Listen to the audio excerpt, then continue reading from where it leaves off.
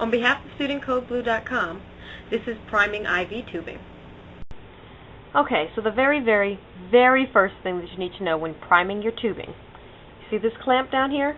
Close it, unless you just like having saline all over your pants. But very first thing, don't forget, and if you're a current nursing student, you know what I mean when I say the bubbles are from the devil, okay? And if you don't close this and you just let all the fluid run down very quickly, you will know what I mean.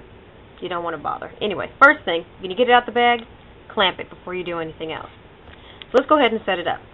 Now, as you see, there are two, I'd call ports here. Whatever. The second one here you don't need. That's more pharmacy stuff when they're adding drugs or something. So you don't need that. Go ahead and fold it down to the side. It's in your way. Okay. See how I'm holding it? Like that? Alright. So this blue tab, also you don't need. It's just going to pop right off. But you want to be very careful with this. The veins are obviously the fastest way to introduce an infection into your patient. So you want to be very careful. If you make a mistake, it's okay.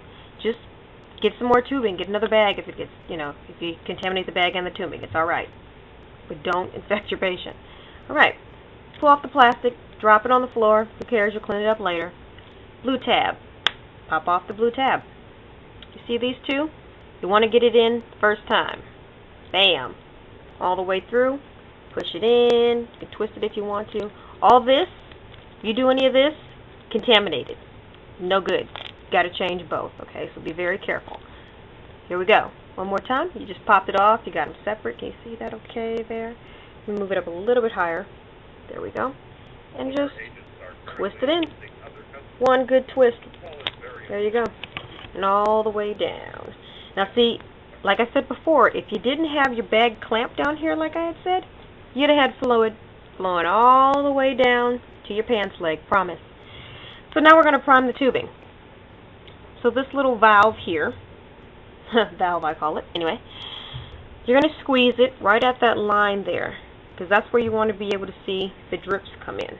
I have to kind of turn this sideways, but hopefully you can see some of it. There we go. Can you see a couple of those drips? Alright, so you just want to squeeze it right down there at the line.